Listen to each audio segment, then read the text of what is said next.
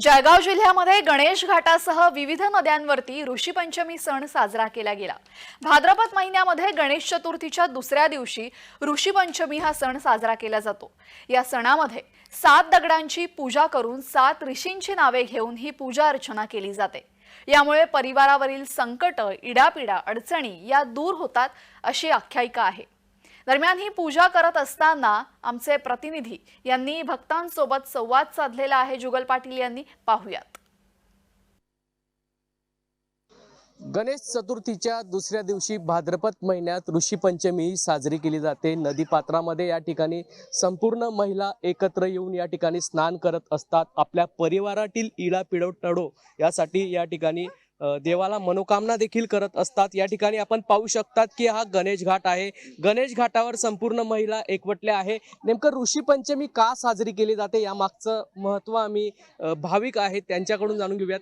ताई, काय सांगणार, आज ऋषी पंचमीची पूजा करण्यासाठी तुम्ही या गणेश घाटावर आला होता? आपण वर्षातून एकदा राजस्व धर्म चालू होतो। त्या राजस्व धर्माचा आपण एकत्र करतो। त्या एकत्र झाल्याने त्या आपण एकत्र कालवल्याने आपल्याला दोष होतो आणि ते दोष आपल्याला नाहीसा करण्यासाठी आपण ऋषी पंचमी व्रत करतो। नदीवर जायचं आणि ते 7 ऋषींची पूजा करायची।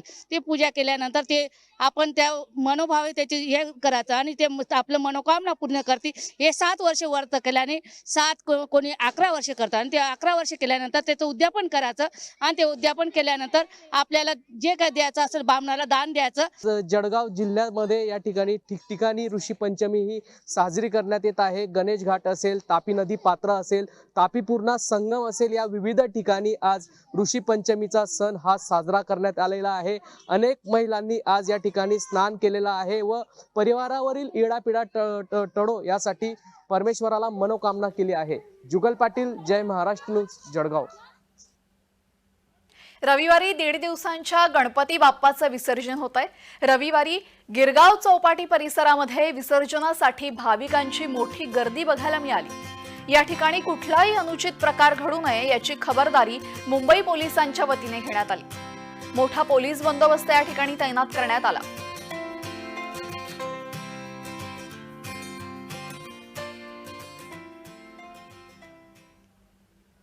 पालघर जिल्ह्यात मोठ्या भक्तिभावाने 1.5 दिवसाच्या गणपती बाप्पांना निरोप देण्यात आला। पालघर जिल्ह्यात 248 सार्वजनिक तर 4415 घरगुती गणपतीचे विसर्जन झालं। शहरी भागात कृत्रिम गणेश कुंडांमध्ये तर पश्चिम किनारपट्टीवरील गावांमध्ये समुद्रात गणपती बाप्पाचं विसर्जन करण्यात आलं। या विसर्जनाच्या दृष्टीने जिल्ह्यात मोठ्या प्रमाणात प्रशासनानेही खबरदारी घेतली असून ठिकठिकाणी पोलीस बंदोबस्त तैनात करण्यात आलेला।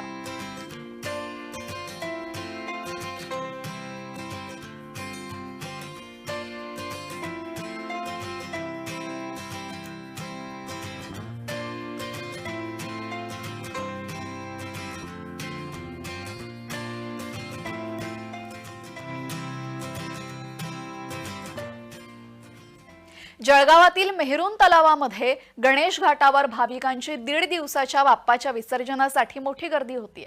यावेळेस 1.5 दिवसाच्या गणपती बाप्पाला मनोभावे निरोप देण्यात येतोय।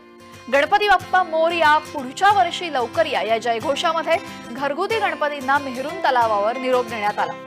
गणेश भक्तांनी 1.5 दिवसाच्या गणपती बाप्पाच्या विसर्जनासाठी मोठी गर्दी केली होती।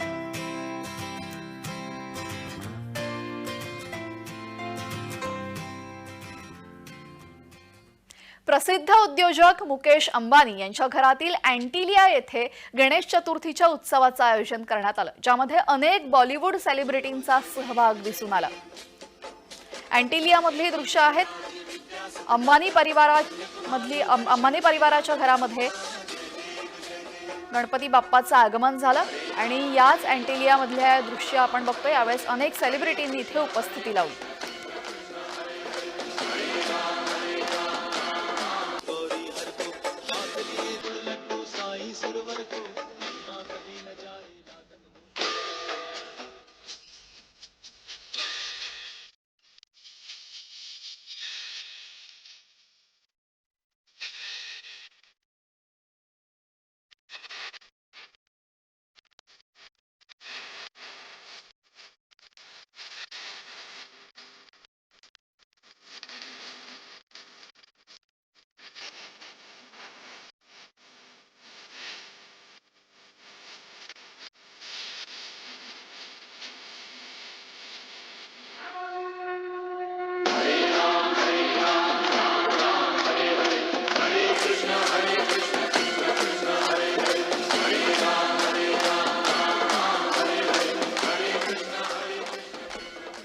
नवसाला पावणारा राजा अशी ख्याती असणाऱ्या लालबागच्या राजाचं दर्शन घेण्यासाठी भाविकांनी मोठी गर्दी केली।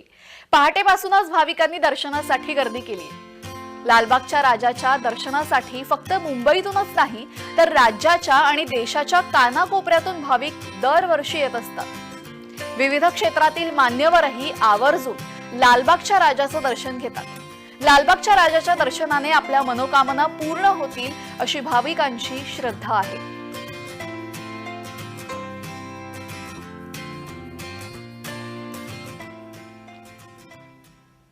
लालबागच्या राजाला अर्पण करण्यात आलेल्या दानाची मोजणी सुरू करण्यात आली।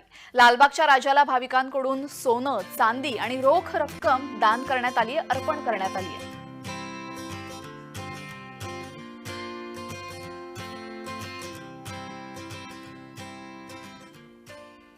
राज्याचे उपमुख्यमंत्री देवेंद्र फडणवीस यांच्या सागर बंगल्यावर गणेशोत्सव साजरा होतोय। फडणवीसांकडील बाप्पाचं दर्शन घेण्यासाठी रविवारी फडणवीसांच्या सुरक्षा व्यवस्थेतील श्वान आला होता। बाप्पा समोर दिसताच श्वानानेही बाप्पा समोर लोटांगण घातलं आणि अचानक पण श्वानाकडून झालेली ही कृती सगळ्यांनाच आश्चर्य देऊन गेली। गणरायाचरणी नतमस्तक झालेला श्वान पाहून सगळ्यांनीच आनंद व्यक्त केला।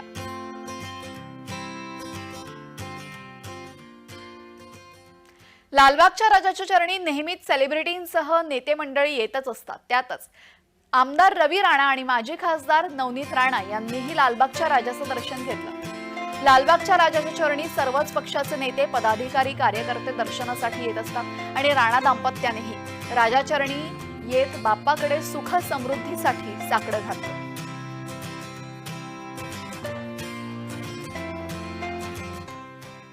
विरोधी पक्षनेते अंबादास दानवे यांनी रविवारी लालबागच्या राजाचं दर्शन घेतलं। नवसाला पावणाऱ्या लालबागच्या राजाचं दर्शन घेण्यासाठी भक्तांची नेहमीच मोठी गर्दी असते। त्यातच सिनेसृष्टीतील कलाकार, राजकीय नेते मोठ्या प्रमाणात बाप्पाचं दर्शन घेत असतात। विधान परिषदेचे विरोधी पक्षनेते अंबादास दानवे यांनीही बाप्पा चरणी लीन होत बाप्पाचे आशीर्वाद घेतले।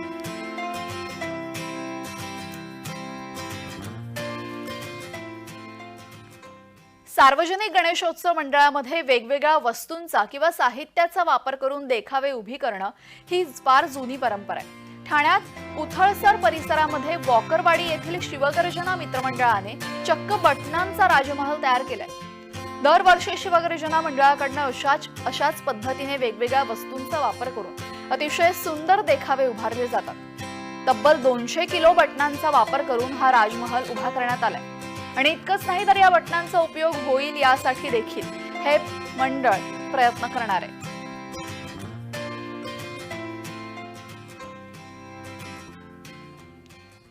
तर या मंडळाच्या बाप्पाचा आणि या देखाव्याचा आढावा घेतला आमचे प्रतिनिधी कुणाल भोईटे यांनी। पाहूयात। माणसाच्या मूलभूत गरजा अन्न, वस्त्र आणि निवारा या आहेत। मात्र यातलं जे वस्त्र आहे हे दोन वस्त्र एकत्र पकडून ठेवण्याचं किंवा दोन वस्त्र जोडण्याचं काम कोण करत असेल तर ते बटन करत असतं आणि याच बटनांच्या माध्यमातून तब्बल 200 किलो बटन वापरून या ठिकाणी बाप्पासाठी राजमहल तयार करण्यात आलेला आहे। ठाण्यातील उतळसर परिसरातल्या मंडळाचा हा देखावा आहे आणि आपण पाहतोय की असंख्य अशी रंगीबेरंगी बटणं जी आहेत त्यांचा वापर करून या ठिकाणी राजमहल जो आहे तो बनवण्यात आलेला आहे। आपल्यासोबत ते अध्यक्ष आहेत, आपण त्यांच्याशी बातचीत करूया। सर, काय नेमकी संकल्पना होती? अनेक जण टाकाऊपासून टिकावी बनत असतात, मात्र बटणं जी माणसाच्या आयुष्यामध्ये एक मूलभूत गरज बनत चाललेली आहे, कारण दोन वस्त्रांना जोडण्याचं काम हे बटन करत असतं। याच्या माध्यमातून हा राजमहल या ठिकाणी देखावा सादर केलेला आहे। तर यावर्षी आमच्या मंडळाचे सदस्य आहेत सुधीर कडू, त्यांच्या डोक्यातून ही संकल्पना निघाली की आपण बटनांपासून करूया। मग त्याच्या जोडीला आमचे सगळे आर्टिस्ट टीम मागे उभी आहेत। त्यांनी 25 दिवस अहोरात्र मेहनत करून ही सजावट तयार केलेली आहे। या सजावटीत साधारण 200 किलोच्या वरती बटन वापरण्यात आलेले आहेत आणि ह्या बटनाचा उद्देश आम्ही जेव्हा हे केलं तर आमच्या डोक्यात एक कल्पना आली की बटन हे एक छोटीशी गोष्ट आहे, दिसायला एकदम छोटी गोष्ट आहे, पण ते गोष्टीचं कार्य एवढं मोठं आहे ते बघितल्यावर आपल्याला खरोखर वाटतं बटनाचं महत्त्व फार आहे। कारण का बटन हे एक फॅब्रिक्स आहे, एक फास्टनर आणि ते दोन फॅब्रिकला म्हणजे दोन वस्त्रांना जोडण्याचं काम करतोय। म्हणजे हेच आम्ही लक्षात केलं की बाबा हे जर जोडतो तसंच त्या माध्यमातून काय होतंय की कलाकारांना पण जोडण्याचं काम एक हे माध्यम करतो. त्या हिशोबाने आम्ही सजावट केलेली आहे. ही बटणं जी आहेत ती घरकाम करणाऱ्या शिवणकाम करणाऱ्या सर्व महिलांना देण्यात येणार असल्याचं मंडळाच्या सदस्यांनी सांगितलेलं आहे. कुणाल भोईटे, जय महाराष्ट्र न्यूज, ठाणे. भाविकांचं श्रद्धास्थान असलेल्या जळगावातील तरसोद येथील पेशवेकालीन गणेश मंदिरात भाविकांनी गणरायाच्या दर्शनासाठी गर्दी केली. संकष्टी, अंगारकी आणि गणेश चतुर्थीला भाविक मोठ्या संख्येने या मंदिरात दर्शनासाठी येतात. हे श्री गणपती मंदिर तरसोद, नरिशाबाद आणि उजाखेड या 3 गावांच्या सीमेवर वसलेलं मंदिर आहे. या मंदिराची स्थापना मोरेश्वर हनुमंत देशमुख यांनी 1662 साली केली. या मंदिरात शेगावचे संत गजानन महाराज आणि नशिराबादचे संत झिपरू अण्णा महाराज आणि आळंदीचे नरसिंह सरस्वती स्वामी महाराज हे हितगुज करण्यासाठी येत असत अशी आख्यायिका आहे. तर या मंदिरातील पुजारी गजानन महाराज कुलकर्णी यांच्याशी बातचीत केली. आमचे प्रतिनिधी जुगल पाटील यांनी पाहुयात. गणपती बाप्पा मोरया, मंगलमूर्ती मोरया. सर्वत्र राज्यामध्ये गणेश उत्सवाची धूम असून आम्ही जळगावातील पेशवेकालीन तरसोद येथील गणपती बाप्पा मंदिरात या ठिकाणी आहोत. या मंदिराला शेकडो वर्षाची परंपरा असून या ठिकाणी संत गजानन महाराज व संत झिपरू अण्णा महाराज हे वायू वेगाने या ठिकाणी विश्रांतीसाठी येत असत. पेशवे व मराठे युद्धासाठी जेव्हा जात असतात, गणपती बाप्पाचं या ठिकाणी दर्शन घेत असत आणि पुढे युद्धासाठी जात असत आणि ज्याही काही मनोकामना आहेत त्या मनोकामना या गणपती बाप्पाकडे मागत असत. एक पेशवेकालीन हे मंदिर आहे. या मंदिराबाबतचा नेमका काय इतिहास आहे, या इतिहास जाण्यासाठी मंदिराचे जे विश्वस्त पुजारी आहेत आम्ही त्यांच्याकडून जाणून घेऊयात की काय नेमका या मंदिराचा इतिहास आहे. दादा, काय सांगणार, मंदिराचा नेमका काय इतिहास आहे आणि काय आख्यायिका या मंदिराची नेमकी? मराठे आणि पेशवे यायचे इथे थांबायचे आणि त्यांचे जे मुलकगरीचे काम होते, म्हणजे वसुली वगैरे काही करायचे, काही कर घ्यायचा असला त्यावेळेस ते इथे थांबायचे. आणि इथे एक म्हणजे पायी विहीर पण आहे, ते आता बुजून टाकली गेली आहे. पायऱ्या बुजून टाकल्या गेल्या आणि पायी विहीर आहे अजून सध्या इथे. असं आहे, ते मुलकगरीच्या कार्याने घेते. नक्कीच या ठिकाणी यांनी सांगितलं आहे, गणेश चतुर्थी असेल, अंगारकी चतुर्थी असेल, त्याचप्रमाणे संकष्टी चतुर्थी असेल, भाविकांची मोठी गर्दी या ठिकाणी होत असते. पेशवेकालीन हे मंदिर असून अनेक भाविक हे राज्यभरातून गणपती बाप्पाच्या दर्शनासाठी येत असतात आणि गणेश चतुर्थी निमित्त या ठिकाणी मोठी गर्दी या ठिकाणी झालेली आहे. जुगल पाटील, जय महाराष्ट्र न्यूज, जळगाव. रत्नागिरी जिल्ह्यातल्या खेडमधील कोंडिवली या गावामध्ये घरोघरी गणरायाचं आगमन होतं.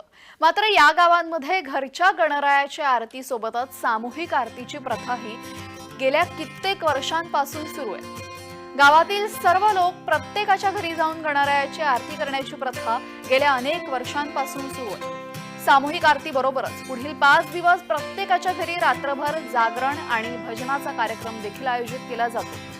सामूहिक आरती संपल्यानंतर पारंपरिक भजनावरती मनमुराद नाचाचे कार्यक्रमही होतात आणि हे पाहता पाहता अक्षरशः भक्तिमय वातावरण निर्माण होऊन जातं. दरवर्षीप्रमाणे यावर्षीही महाराष्ट्र मंडळ सिंगापूरमध्ये गणेशोत्सव खूप उत्साहात साजरा करतोय. यावर्षी मंडळाने दिमागदार भव्य मंडप उभारून मोठ्या स्तरावर गणेशोत्सव आयोजित केलाय. महाराष्ट्र मंडळ हे गेली 30 वर्ष मराठी भाषा आणि संस्कृतीची जोपासना आणि वाढ करण्यासाठी कार्यरत आहे.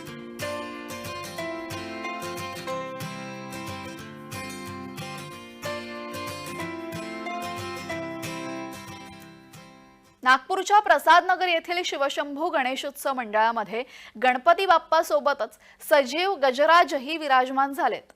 गणपती बाप्पा एका मंडपात तर गजराज एका मंडपात विराजमान झाले. 10 दिवस बाप्पा सेवेसोबतच गजराजाचीही सेवा करण्यात येणार आहे. शिवशंभू गणेशोत्सव मंडळाने महाकाल उज्जैन येथील निर्मोही आखाड्यातून गजराजाला आणलं आणि रोज गजराजाला लागणारं खाद्य म्हणून आठा, गूळ, ऊस, फळे अशी व्यवस्था मंडळाकडून करण्यात आली.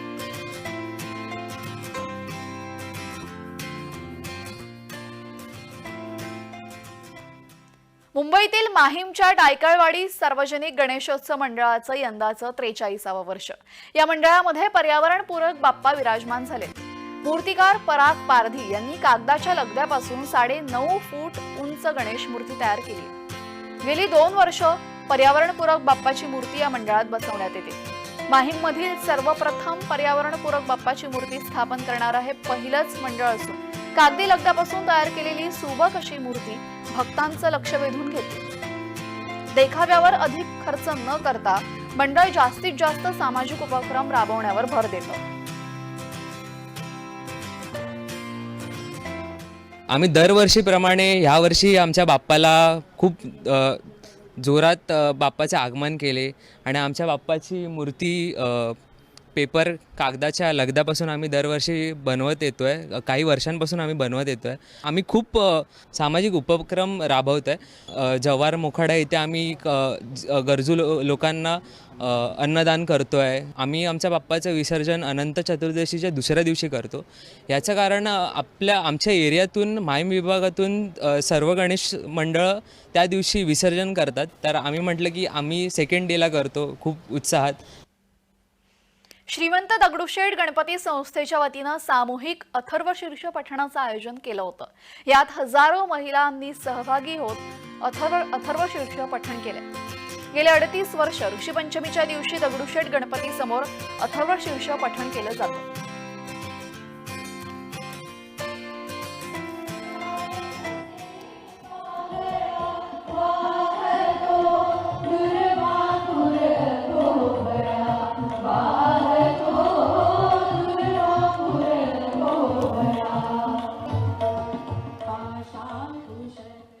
गणेशोत्सवामध्ये घरगुती गणपतीची आरास बनवण्यासाठी जणू काही स्पर्धाच असल्याचं दिसतं.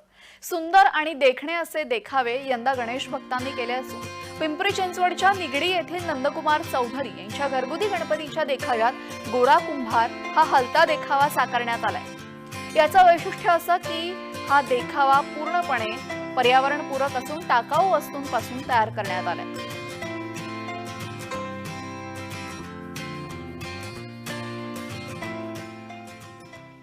ठाण्यातील राबोडी परिसरातील शिरकर कुटुंबियांनी जागतिक तापमान वाढीवर जनजागृतीपर देखावा सादर केला. जगात मोठ्या प्रमाणात झाडांची होत असलेली कत्तल, वाढतं शहरीकरण, वाढती वाहतूक, रासायनिक उद्योग, ठिकठिकाणी असणारी दुर्गंधी यामुळे जागतिक तापमान कमालीचं वाढलं असून याचा परिणाम निसर्गावरच नाही तर मानवी जीवनावरही मोठ्या प्रमाणात होत असतो. याचाच देखावा सादर करत शहरी जीवन आणि जागतिक तापमान कमी करण्यासाठी असणारे आदर्श शहरी राहणीमान कसं असावं याचा देखावा तयार करण्यात आला.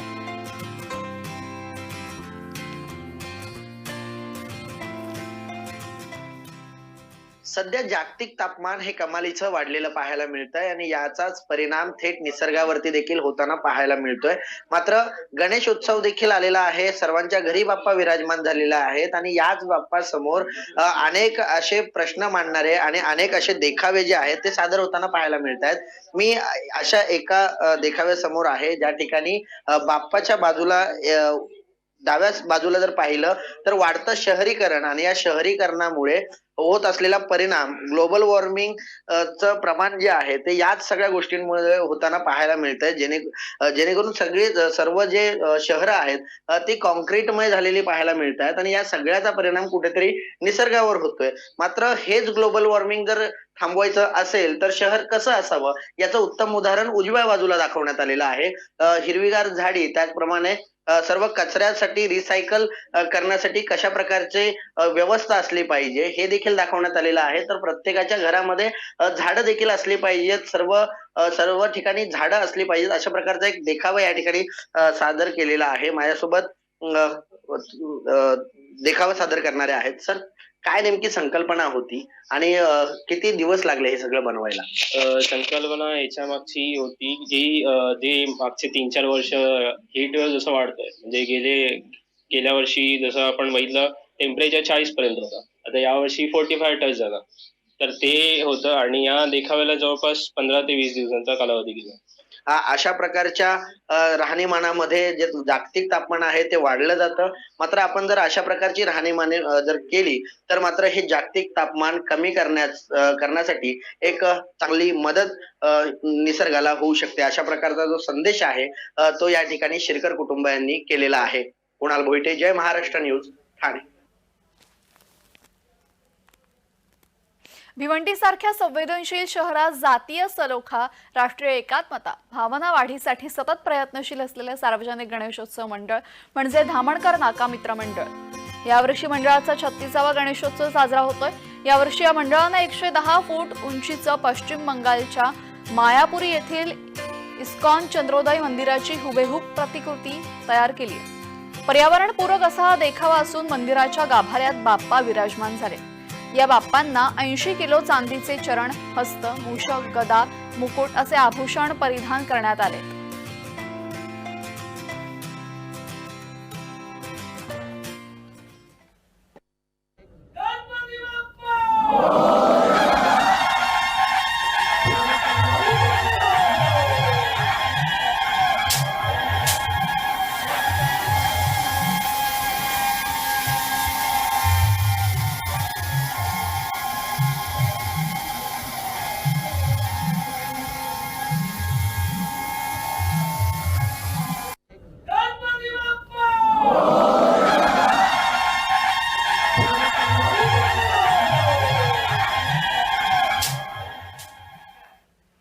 नंदुरबार शहरातील ग्रामदैवत गणेश मंदिरात गेल्या 4 वर्षांपासून रांगोळी कलाकार गौरव माळी हा रांगोळी कलाकार आपली कला सादर करतोय. यावर्षीही 15 कलाकारांच्या मदतीने मुंबई येथील प्रसिद्ध फोर्टचा राजा या गणरायाची कलाकृती साकारण्यात आली. 4x6च्या प्रतिकृतीसाठी कलाकारांना 24 तासाचा कालावधी लागला. नंदुरबार सारख्या आदिवासी भागातील रांगोळी कलाकार राज्यभरात विविध ठिकाणी वेगवेगळ्या गणरायाच्या प्रतिकृती साकारत असतो.